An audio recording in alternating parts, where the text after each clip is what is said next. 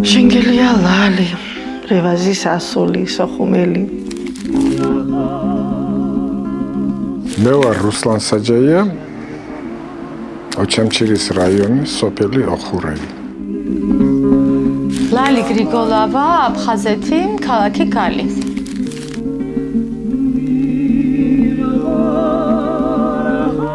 კობა ჩოფლიანი და ისე გულრიფში. გულრიფშის რაიონი, სოფელი დრანდა.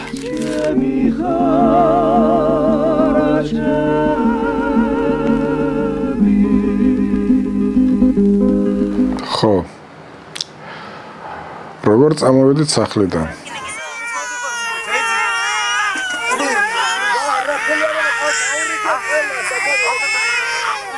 როგორ წამოვედით, რა გითხრათ, ერთი ბიძაშვილის გაზ 51 მანქანა იყო. იქ ახლო რამოდენიმე ოჯახი რაც ვიყავით, მოხუციანად, ბავშვიანად. მე მაშინ უკვე მწოლიარე მდგომარეობაში ვიყავი. და წამოვედით. იმ ღამესვე დაწვეს ჩვენი სახლები. რთულია მაგის გახსენება. ძაღლები მოგდებდნენ, ყებდნენ, ტიროდნენ.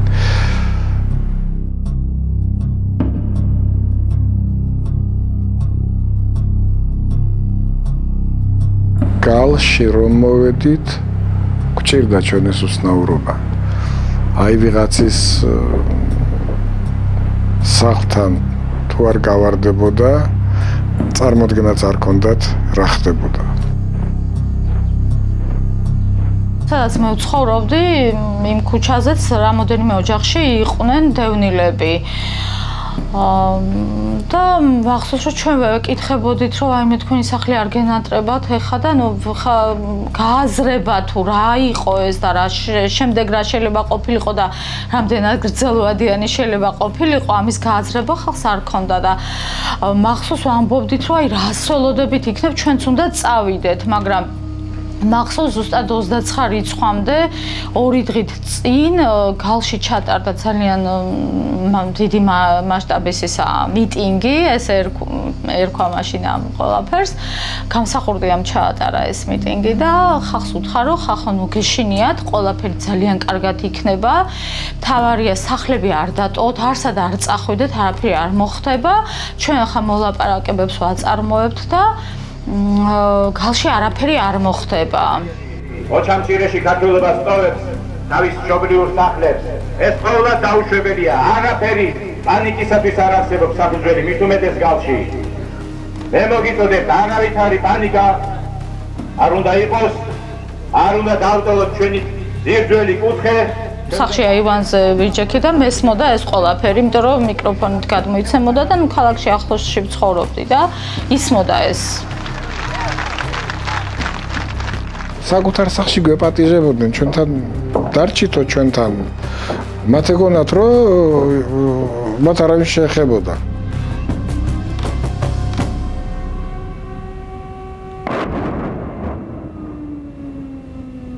ქალები, ბავშვები, დაჭრილი მეომრები და ასე შემდეგ რა, მოკლედ ჩამოფრინდით თბილისში და სხვათა შორის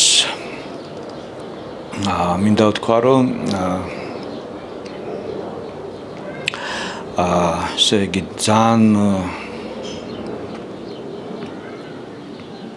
ერთსამს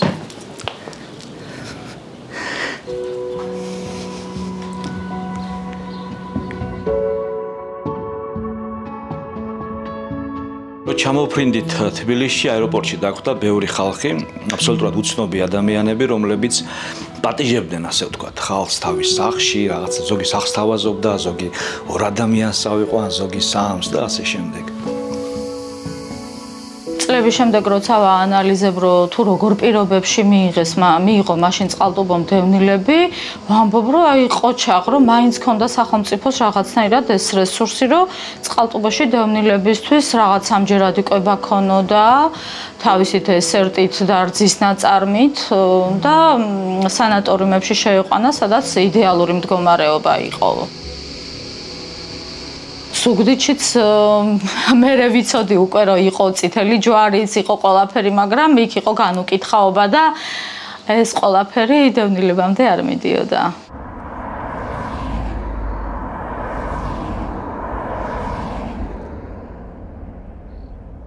მე ასე ვიტყოდი, დევნილების, ადგილობრივების და საერთაშორისო დახმარების წყალობით გადავრჩით ჩვენ. სახელმწიფოზე რა გითხრა, როდესაც 8 ლარი იყო დახმარება, პენსია და ისიც იყინებოდა, იმასაც აყაჩაღებდნენ. ერთი ოჯახივით ვიყავით. ბაღში რო ვიყავით, რამდენი დევნილი გარდაიცვალა, რამდენი, ქორწილის გაგვიკეთებია იყო. ყველა ერთად, ანუ ერთი ოჯახის სიხარული ყველასი იყო და ჭირიც ყველასი იყო. ვინც სვანეთის გზით გადმოვიდა, იმან კიდე სულ სხვანაირად აღიქვა ეს ყველაფერი.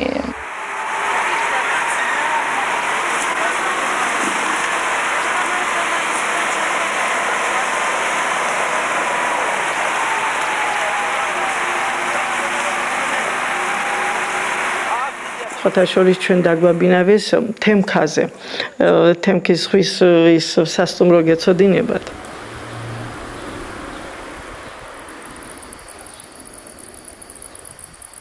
მერე იქ ისეთი რთული იყო, ცხოვრება ჩვენ იქ ვერ გავჩერდით.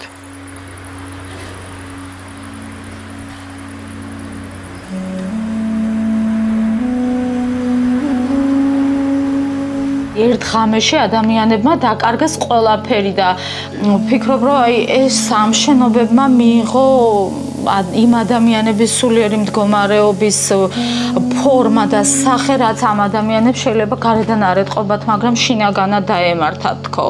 ანუ ამდენი წლის შემდეგ ვაკეთებ ამ ანალიზს რაღაც. შეიძლება არასწორი არის ჩემი წარმოდგენები და სხვა დევნილებმა შეიძლება იწყინონ, რომ მე ასეთ შეფასებას ვაკეთებ, მაგრამ მეც დევნილი ვარ და ანუ უფლებას ვაძლევ ჩემ თავს, რომ ეს ჩემი შეფასება იყოს.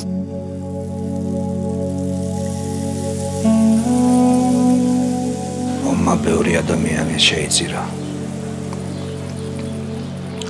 მათ შორის ჩემი სანათესაოდან ოჯახის წევრები.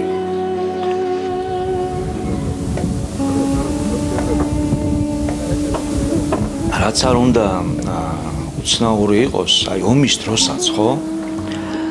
უშუალოდ აფხაზი ეთნოსის მიმართ აგრესია, ხო? აი მათ მიმართ ზიზღი, მტრობის სურვილი არც ჩემში არ მინახია და მიგრძნია და ასევე არც იმ წრეში და იმ სანათესაო წრეში სამეზობლოში და ვისთანაც მე მქონდა კომუნიკაცია და ურთიერთობა.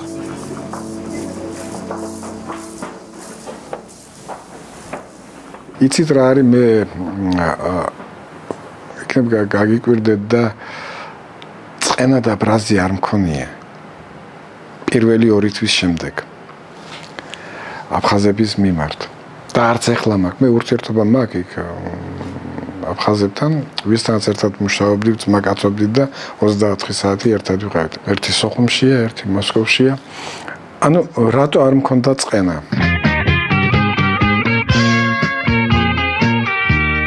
ყავდა ბენდი და ჩემს გარდა ყველა იყო აფხაზი ამ ჯგუფში. მე დრამერი ვიყავი. არკადი კარხალავა საწყალი მე ააფეთქეს აქ 2000 წელს სხვის მანქანაში.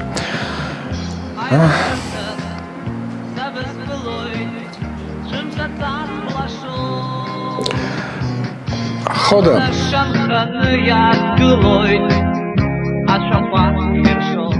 მე ომი რო დაიწყო ეს ბიჭი იდგა თაგილონის პოსტთან.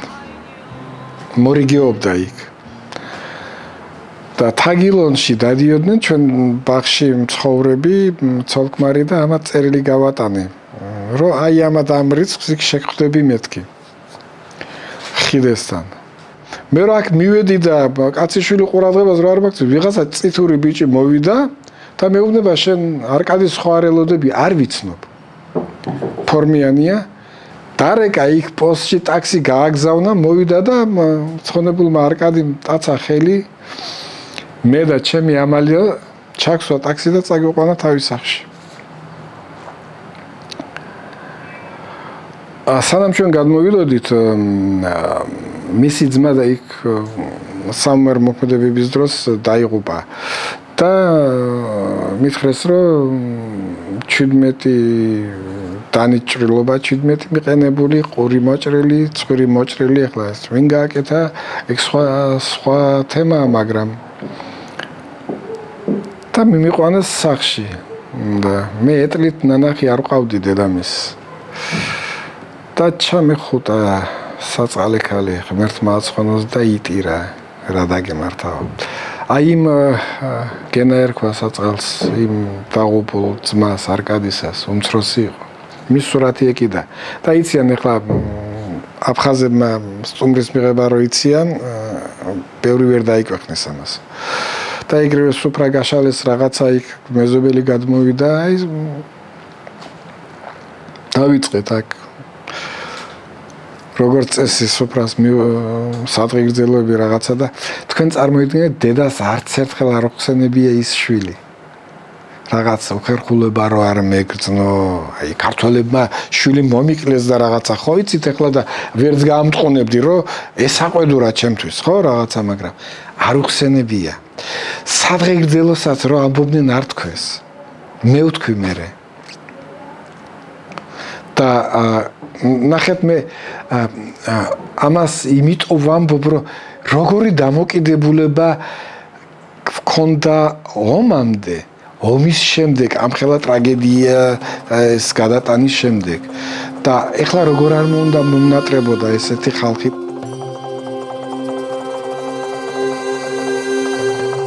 ურთიერთდახმარების ბევრი შემთხვევები იყო. აი მაგალითად, თუნდაც ბიძაჩემო მაგალითად თავის მეზობელ აფხაზს ვიღაცები მოვიდნენ ფორმიანები ხლა.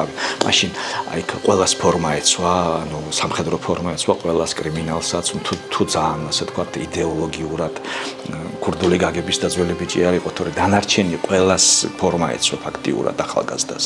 და ვიღაცები მოვიდნენ და ვიღაც ბიძაჩემის მეზობელი აფხაზი წაიყვანეს სახლიდან და მაშინ ეს ტელეფონები არ იყო და ასე შემდეგ და ეს მოხდა რომ რაღაცნაირად შემთხვევით მალე დაბრუნდა სახლში და დასახლებად ყოლიათ გაყვანილი ვიღაცებს, აი ეს ჩვეულებრივია და რომ არაფერი დააშავა და ქართველებს ხო და ну აი მიუსტრო რასაც ქვია რა, მიუსტრო ბეწვზე მიუსტრო და მადლობა ღმერთს შეძლო გადარჩენა და არ დაახრდია. და ესეთ ბევრი იყო ესეთ შემთხვევები. იმათგანაც ბევრი იყო ჩემი ბიძაშვილები, რომლებიც თავიდანვე მოხვდნენ ოკუპირებულ ტერიტორიაზე. მათ დიდი დახმარება გაუწიეთ აფხაზმა მეზობლებმა, რომლებიც შეიფარეს ესენი სახში, ანუ ღამით იქ იმათთან რჩებოდნენ ხოლმე, რომ ვიღაცებს ასე ვთქვათ არ წაეყვანათ და რაღაცა ასე ვთქვათ არ დაეხვიდათ, ან რამე ცუდი არ მომხდარიყო და რამოდენიმე თვის განმავლობაში ინახავდნენ აფხაზები ამ ჩემს ბიძაშვილებს. სხვა შორის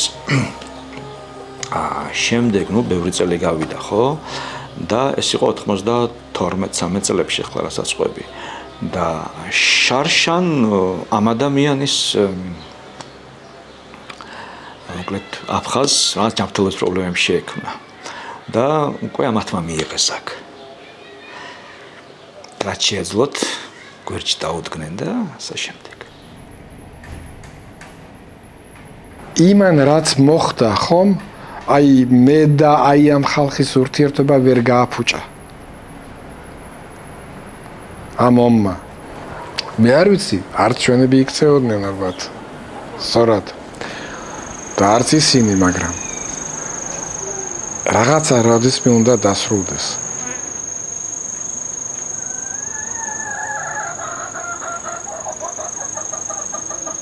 მე აფხაზების სხვათა შორის ნათესავები ხომ ყავს, ბებია აფხაზი იყო ტყარჩელიდან.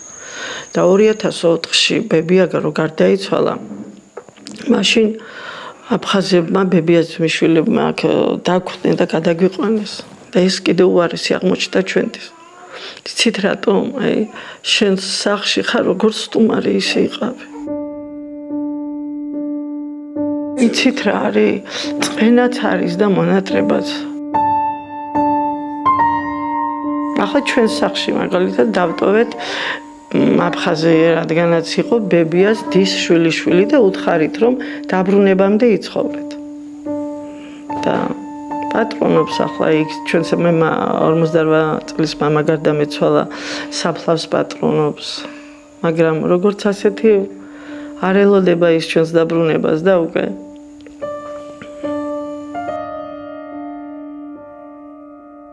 სხვათა შორის მე დღესაც რა ვიცი როგორ გითხრათ ვერ შევეჩვიე. სიკვდილამდე გამყვება იქაურობა.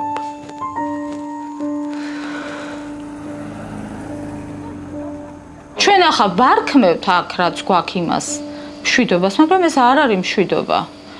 მშვიდობა სიტყვა სიმშვიდეს მარტო ხო არ განაპირობებს. აი მე გეტყვით სანამ მოსე ეგვიპტიდან ისრაელელებს არ გამოიყვანდა, მათ მშვიდობა ჰქონდათ იქ.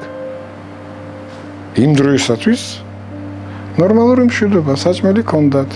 თავს არავით არ ესხმოდა თუ იმუშავებდნენ, რასაც ეთყოდნენ და ავალებდნენ, არავინ არ ერჩოდა. ჰქონდათ მშვიდობა. მაგრამ ჩემთვის ეს მშვიდობა არ არის. ჩემთვის მშვიდობა არის, როდესაც მე ვარ თავისუფალი ჩემს არჩევანში. იცით რა არის? ჩემთვის მშვიდობა არასდროს არ დადგება, სანამ მე იქ არ დავბრუნდები. როგორი ახლა ადამიანი გეუბნება, იცი რა არის? მე შენ არ გცემ. ოღონდ დამიჯერე, რასაც გააკეთებ. აი შენ რაც გინდა ის არა, მე რაც მინდა ის აკეთე. თავისუფალი ვარ. მშვიდობიანად ვარ.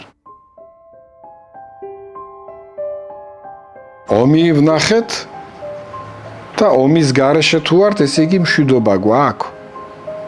არა გვაქვს. მშვიდობა არის, რომ იტაცებენ ხალხს. მშვიდობა არის, რომ გადმოვიდნენ და 4-2-ია მოკლეს. დაგვავიწყდა ეს მშვიდობასა და მონობას შორის ზღვარი, სად არის ეს წავშალეთ. მარტო ის თაობა კი არ შეიწირა, შემდეგი თაობების ხმებიც დაიკარგა. და ამ პროცესში ზოგადად დევნილების ხმა ძალიან ნაკლებად რჩანს. სახელმწიფოდან აბსოლუტურად არანაირი ყურადღება და არანაირი რაჩართულობა საერთოდ არ კეთდება. ცუდად არ წარმომიდგენია მათთან თანაცხოვრება. ოღონდ ამას ჭირდება გარკვეული ეტაპები, როგორც თქვი.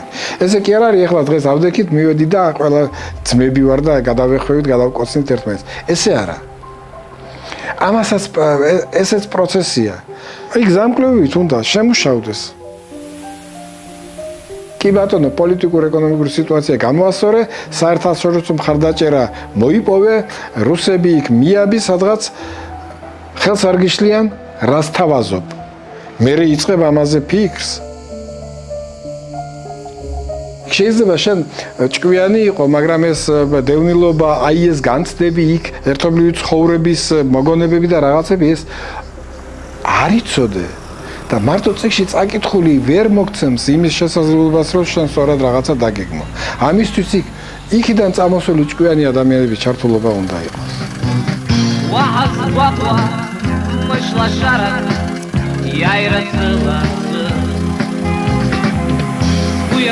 ამ ურთიერთობებს აქვს დიდი მნიშვნელობა. ეხლა იმისი იმედი, რომ ეს გლობალურად შეცვლის ვითარებას, მაშინ როდესაც შუაში ამოდენა რუსული ჯარი დგას, ხო, ეს ილუზია ბუნებრივი არავის არ უნდა გქონდეს, მაგრამ ურთიერთობის აღდგენა და ის, რომ ერთმანეთის ჭირსათულ ხინში, როგორც ადრე იყო ერთმანეთის იმედი ჰქონდეთ ქართველებს და აფხაზებს, ხო, ამისთვის ეს არის მნიშვნელოვანი და აუცილებელი.